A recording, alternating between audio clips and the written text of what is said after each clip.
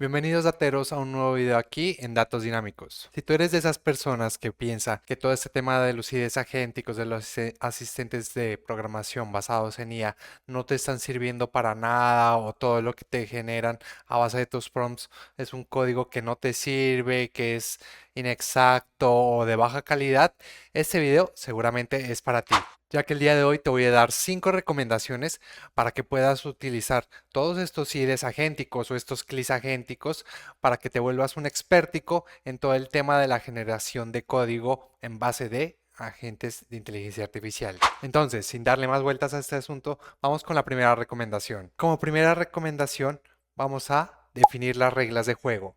Si ya has utilizado con anterioridad inteligencias artificiales, has de saber que hay algo definido como el System Prompt, en donde le definimos unas reglas de cómo se debe comportar, qué actitud debe tener nuestra inteligencia artificial en la forma en que nos da las respuestas o cómo debe de pensar antes de darnos las respuestas. Eso es lo que se le defina como el System Prompt o, en este caso, las reglas que tiene que seguir nuestro agente de inteligencia artificial. Pero bueno, veamos eso ya en la realidad cómo se haría. Para este caso yo voy a estar en el IDE agéntico de Windsurf, pero no se preocupen, esto es muy similar en todos. Pero bueno, en Windsurf lo que debemos hacer es algo muy sencillo. Aquí nos ubicamos en customización.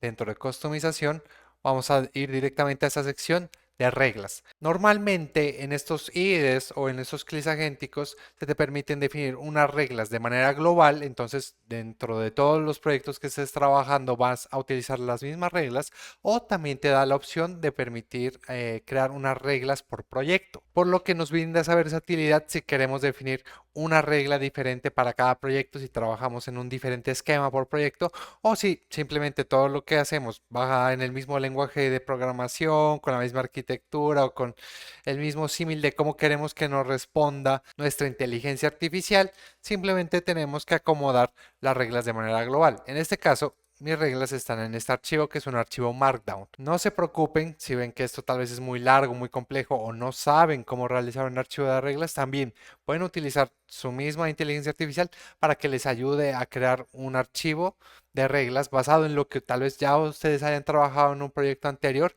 Todo este tipo de cosas que tal vez son ideas muy generales o patrones de diseño que ustedes saben utilizar para lo que estén trabajando, todo esto va a ir resumido dentro de su archivo de reglas. Entonces, como les digo, no se preocupen si también ven tal vez eso como algo muy complejo, también pueden apoyarse o basarse en la IA. Hay muchos ejemplos de archivos de reglas ya en la web.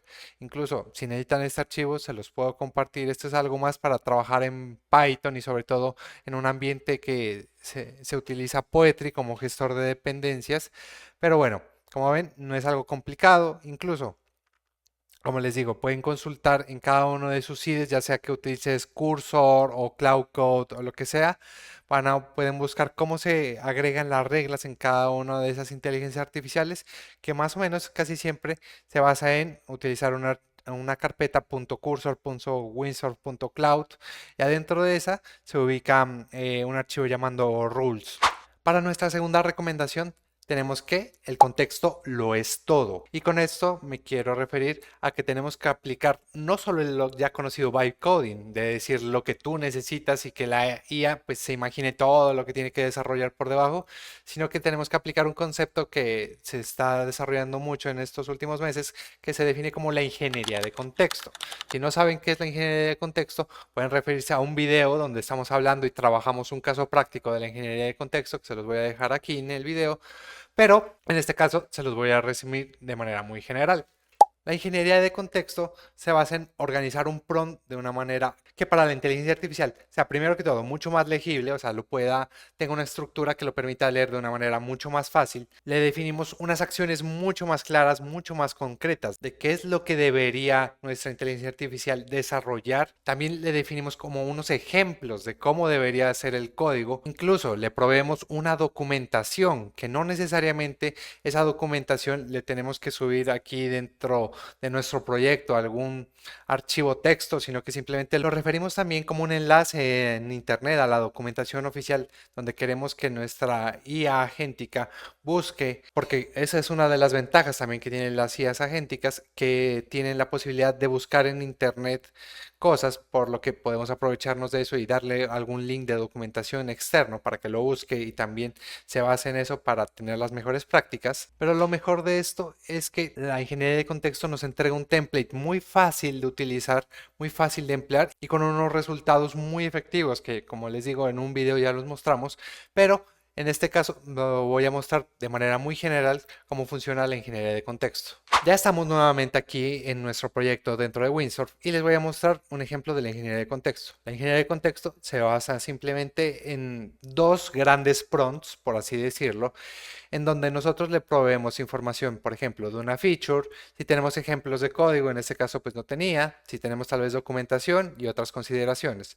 Tal vez tenemos otros ejemplos acá donde le damos una feature más organizada, tal vez tenemos unos ejemplos donde le decimos directamente dentro de nuestro repositorio que se ubique para ver cómo son los ejemplos de código que ya tenemos implementados, documentación, como les digo, podemos proveerles un link, una URL para que haya gente que consulte la información directamente desde ese link y otras consideraciones como por ejemplo cosas que nos damos cuenta de que a veces falla la IA para tener en cuenta, por ejemplo, temas de documentación, de arithmes, de manera muy general, en base a este initial example, por así decirlo, lo que vamos a tener como resultado es un PRP, que es un Product Requirements, que se define como qué son los requisitos para nosotros desarrollar nuestro producto, para desarrollar nuestra feature. Y por ejemplo aquí ya empieza a definir como su objetivo, el por qué necesitamos lograr ese objetivo, cómo se lo va a realizar. Empieza a definir como una lista de trabajo para definir que nuestro objetivo se cumplió. Miren, incluso la misma IA consulta documentación adicional. Si uno no le provee mucha documentación, él mismo puede referirse a otra documentación externa, que esto todo lo generó, como le digo, la IA. Pero bueno, en general vemos que define un plan de trabajo mucho más estructurado antes de que éste empiece a desarrollar. Entonces, la diferencia con el vibe coding es que con el vibe coding tú le dices, mira, yo necesito que me desarrolles esta feature, tú verás cómo la haces, no me importa lo que tú hagas, yo necesito que esto funcione y que tal vez tengas algunas consideraciones adicionales por ahí, pero el bytecoding se basa en eso, es algo muy simplista, muy falto de ingeniería, por así decirlo, de programación bien diseñada, por lo que con la ingeniería de contexto ya nos estamos dando como un plano, un diseño de lo que nuestra inteligencia artificial va a hacer en paso a paso de lo que va a estar desarrollando y trabajando y donde nosotros le podemos revisar ese trabajo, decir, sí, esto es lo que vas a implementar, me gusta, empieza a desarrollarlo. Entonces, si no saben utilizar ingeniería de contexto, como les digo, les recomiendo ver nuestro video. Si no, van a tener todos estos problemas de cuando estén desarrollando tal vez unas features más complejas, el código sea de muy baja calidad, no resulte ser lo que están esperando, porque la IA siempre va a tratar de realizar tal vez el trabajo de manera efectiva, te va a cumplir lo que tú quieres, pero lo va a hacer tal vez de la manera más sencilla y tal vez no tenga en cuenta otras consideraciones que tú en el prompt inicial no se las definiste. Bueno, como tercera regla es que sepamos utilizar bien cada una de las inteligencias artificiales que se nos proveen en estos entornos. Esta regla va aplicada sobre todo más cuando estamos utilizando IDEs agénticos, sea el caso como de Windsor, Cursor o cualquier otro IDE agéntico que tú estés utilizando, o sea, de tu preferencia, porque en estos IDEs agénticos te dan la opción de variar qué inteligencia artificial va a darte la respuesta de tu código. Esto, a diferencia pues de los CLIs agénticos que te digo como Cloud o Gemini, que ya vienen definidos a utilizar ciertas inteligencias artificiales de Anthropic o de Gemini de Google. En los casos de los IDEs agénticos vas a poder decidir si utilizas el GPT-5, si utilizas Cloud Sonnet, si utilizas Gemini Pro. Y digo que esto es importante porque cada una de estas inteligencias artificiales, primero que todo, tiene un costo. O sea, hay algunas inteligencias artificiales que son más baratas y otras que son más caras. Obviamente, las que son más caras te ofrecen muchos más beneficios y saben obtener mejores resultados. Pero el problema aquí es que no todas las tareas que tú vas a realizar con estas inteligencias artificiales requieren como de esa máxima potencia para realizarla. Por ejemplo, el caso más común que se me ocurre a mí, que es donde siempre hago el cambio, es cuando tengo que actualizar temas de documentación o cuando quiero tal vez realizar alguna consulta directamente con esta inteligencia artificial para definir tal vez algún plan de trabajo muy sencillo. Yo opto por variar desde mi Cloud Sonnet 3.7, que es el que casi siempre utilizo para la mayoría de mis tareas, opto por utilizar una IA que sé que también es muy buena, pero muy barato, por ejemplo como el Gemini Pro o el GPT-5. Como cuarta recomendación es que los MCPs son la mejor herramienta que no tienes que desaprovechar. Ahora, nuevamente, si no sabes qué es un MCP, si te estoy hablando en chino aquí en ese momento, ponle pausa al video y aquí te dejamos un video donde también hablamos y trabajamos sobre qué es un MCP, cómo es tan bueno y para qué sirve. Pero te lo voy a resumir aquí. Un MCP prácticamente es brindarle más herramientas a tu agente de código. ¿Y con más herramientas a qué te refieres? Pues a que tu agente puede realizar diferentes acciones, no simplemente escribirte el código ya dentro de tu repositorio o darte algunas recomendaciones. Él va a poder realizar acciones, por ejemplo, consultarte cosas en GitHub, consultar páginas web, copiar páginas web, o si trabajas con Jira, también te permite hacer integraciones más fácil con Jira, con Supabase. Hay un montón de cosas que te permitan utilizar los MCPs, que es prácticamente brindarle más capacidades a tu agente de código para que tu día a día, tu trabajo funcione de manera más óptima. Como te digo, esto va a depender mucho de la necesidad que tú tengas de tu proyecto. Por ejemplo, hay MCPs de GitHub, hay MCPs de Jira, pero puede que en tus proyectos no utilices siempre los dos o ni siquiera los dos o solo utilices uno. Entonces, todo eso varía. Pero bueno, vamos a ver más o menos esto cómo se configura de manera muy rápida dentro de un IDE agéntico como Windsor en nuestro caso. En este caso, nuevamente estamos aquí dentro de Windsor. Vamos aquí a la parte de customización y en la opción de MCPs y podemos entrar a ver la configuración de MCPs. Dentro de esta configuración, en este archivo JSON es donde vamos a escribir nuestros MCPs. Como vemos, se configuran de una manera muy fácil con un archivo JSON. Puedes incluso diseñar tus MCPs de manera local y agregarlos aquí dentro, como vemos aquí el ejemplo. Pero vemos aquí que tengo, por ejemplo, el de GitHub, Playwright. Playwright te permite darle capacidades a tu agente de que utilice tu navegador. Pero bueno, en general, esto es cómo se configuran los MCPs. Como les digo, si quieren más información, les dejo ese video recomendado de parte nuestra para ustedes para que puedan aprender más sobre los MCPs. Como última recomendación, siempre corramos todo con un plan de trabajo. Les digo esto porque está probado que si nosotros le definimos un plan de trabajo a nuestra IA, ella va a organizar mucho mejor sus acciones y nosotros también vamos a tener como la trazabilidad de qué es lo que debería haber hecho nuestra IA agéntica y de esta manera tanto la IA como nosotros vamos a poder validar que todo el paso a paso del desarrollo que se tenía que haber hecho se haya cumplido de manera exitosa. Ahora bien, si se dan cuenta, eso también está como muy relacionado con el tema de la ingeniería de contexto, aunque creo que es un tema un poco más amplio. Aquí el plan de trabajo simplemente le vamos a definir que siempre que vaya a hacer alguna acción nuestra IA agéntica, le decimos que por favor nos detalle lo que va a realizar dentro de un plan.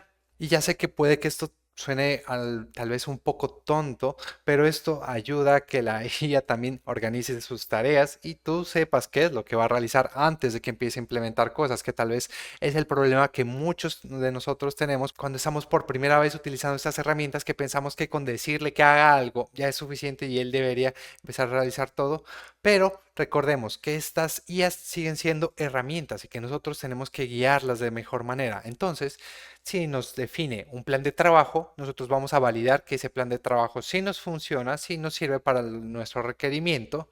Y entonces no vamos a estar a la expectativa de ver al final qué es lo que va a empezar a realizar la IA y si va a resolver nuestra necesidad, aunque tal vez la resuelva, pero no es por el camino que tenga que ir para resolverla en nuestro caso. Entonces, siempre utilicemos un plan de trabajo para que la IA tenga como el mejor camino a seguir y nosotros sepamos qué camino va a seguir la inteligencia artificial en el momento que va a empezar a trabajar. Y bueno, en general estas fueron las 5 recomendaciones que yo te doy de mi parte, ya habiendo trabajado unos meses con todos estos temas de IDEs agénticos y CLIs agénticos. Adicional a esto, te dejo una recomendación extra, la cual es: no dependas de todo con la IA. La IA ha facilitado muchas cosas y nos ha vuelto tal vez mucho más eficientes o productivos en el momento de desarrollar códigos. En el momento a veces que nos quedamos estancados y no sabemos resolver un problema, estas IAs nos están ayudando un montón o a trabajar mucho más rápido en ciertos aspectos, pero no dejan de ser una herramienta que tú tienes que saber cómo utilizarla y basados en un conocimiento previo de lo que tú requieres implementar. Entonces, no hagas que la IA haga todo. Incluso si a veces la IA realiza algo que tú no sabes cómo lo hizo o cómo funciona bien por debajo, pídele que te haga una explicación detallada de cómo es eso. Aprende de lo que está haciendo la IA para que tú luego puedas pedirlo de mejor manera, incluso que se optimicen esos procesos. Y bueno, si les gustan este tipo de videos, recuerden dejar su like, su comentario y suscribirse. Recuerden que seguimos subiendo este tipo de contenido también en videos cortos en las otras redes donde nos pueden seguir. Nos veremos en la próxima para más datos dinámicos. Hasta luego, chicos. Datos dinámicos, vivimos al ritmo del código, levantando ideas que rompen el molde. Cada línea es una chispa, cada script un motor.